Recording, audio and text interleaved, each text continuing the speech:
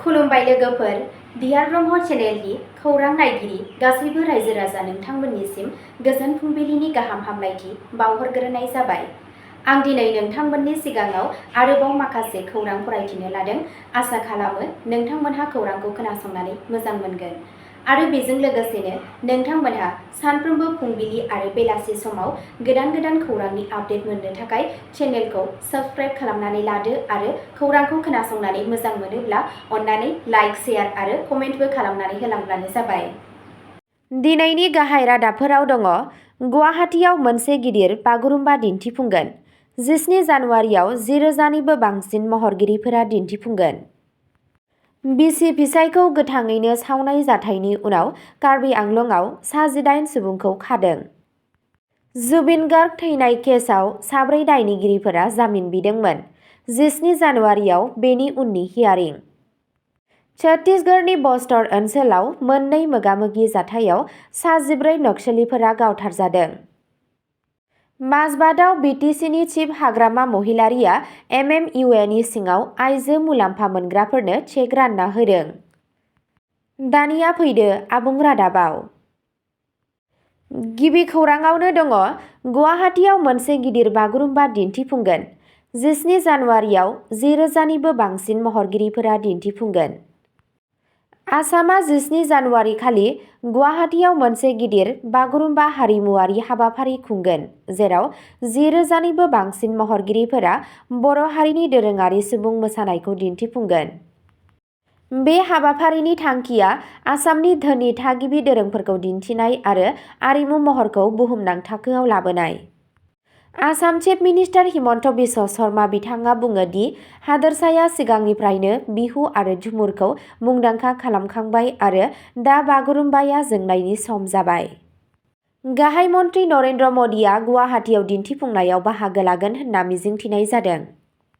बे हाबाफारिया थांनाय बोसोराव मोनसे गिदिर झुमुर मोसानायजों लोगोसे सिगांनि गिदिर हारिमुआरि दिन्थिफुंनायनि उनाव जादों, जाय हादोरारि आरो हादोरनाङारि नोजोरखौ बोनो हादों।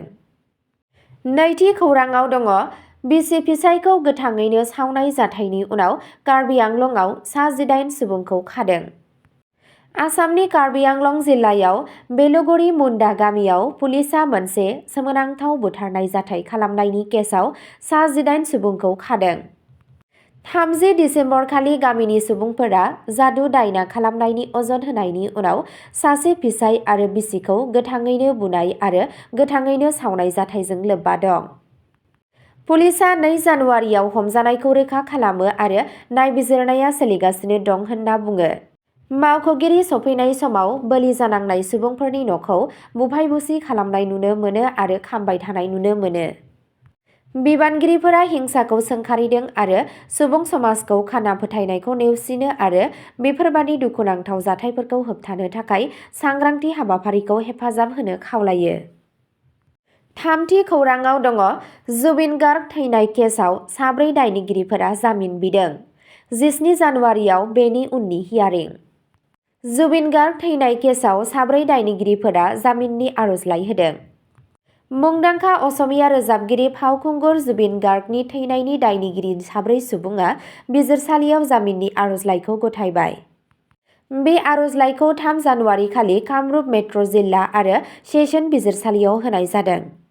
बिजिरसालिया फैगौ हियारिंनि थाखाय 17 जानुवारिखौ थि खालामदों, जेब्ला पाब्लिक प्रसिकिउटारआ जामिननि खावलायनायखौ हेंथा होगोन। जामिननि आर'जलाइखौ अमृत प्रभा महन्त, सासे बेन्ड मेम्बार, सन्दीपन गार्ग, रोजाबगिरिनि फंबाय, सासे पुलिस अफिसार आरो गार्गनि 2 गावारि सिकिउरिटि गार्डफोरा गथायदों। जुबिन गार्गआ थांनाय सेप्तेम्बरखालि सिंगापुराव मोनसे फोरबोआव बाहागो लानाय समाव रुंसारि जादोंमोन। बिथांनि थैनायनि सायाव CIDआ नायबिजिरगासिनो दं आरो स्पेशेल इनभेस्टिगेशन टीम SITआ बिजिरसालियाव मोनसे आबुं चार्जशीट जमा होदों। बिजिरनाया सोलिगासिनो दं मानोना बिजिरसालिया जामिन आरो गुबुन आयेनारि जेंनाफोरनि सायाव अजद खोनासंनो थाखाय थियारि जादों। ब्रैथि खौराङाव दङ। छत्तीसगढ़नि बस्तर ओनसोलाव मोननै मोगा-मोगि जाथायाव सा-14 नक्सलिफोरा गावथारजादों। सनिबारखालि छत्तीसगढ़नि बस्तर ओनसोलाव भारतनि रैखाथि हान्जाजों मोननै गुबुन गुबुन मोगा-मोगि जाथायाव खमैबो सा 14 नक्सलिफोरा जिउ गोमायो। हाग्रा ओनसोलफोराव बिग्रायारि सोमावसारनायनि खौरांनि सायाव बिथा खालामनानै नक्सल बेरेखा अपारेशन सोलिबाय थानाय समाव सुकमा आरो बिजापुर जिल्लायाव बे दाङाबाजिया जादों। सुकमायाव डिस्ट्रिक्ट रिजार्भ गार्डजों लोगोसे रैखाथि हान्जाफोरा गोख्रों गुलि गावग्लुंनायाव सा 14 नक्सलिफोरनि जिउ खहा जायो। बिजापुराव गुबुन मोनसे अपारेशनाव आरोबाव सानै नक्सलिफोरखौ बुथारो आरो हाथियारफोर बोखांनो हायो। मावख'आरिफोरा बुङो दि बे अपारेशना बे ओनसोलाव माओबादि बिग्रायारिखौ दबथायनो थाखाय गोख्रों नाजानायखौ दिन्थियो, जाय ओनसोलाव गोबाव समनिफ्रायनो आगसि हानजायारि उदखारिफोरजों गोहोम खोख्लैगासिनो दं। बाथि खौराङाव दङ माजबाटआव BTCनि चिफ हाग्रामा महिलारिया MMUAनि सिङाव आइजो मुलाम्फा मोनग्राफोरनो चेक रानना होदों।